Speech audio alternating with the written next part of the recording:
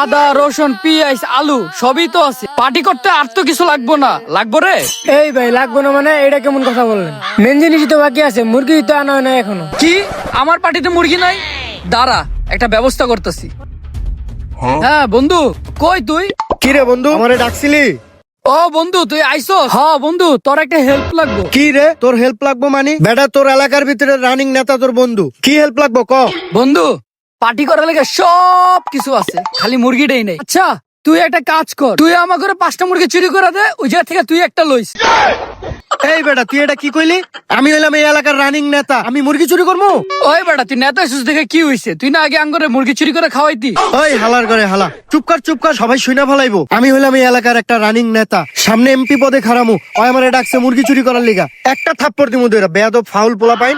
আরে যা যা, হেলতে বিলেন নেতা। ভাই সারা জীবন করলো মুরগি চুরি আর এখন খাচ্ছে নেতা।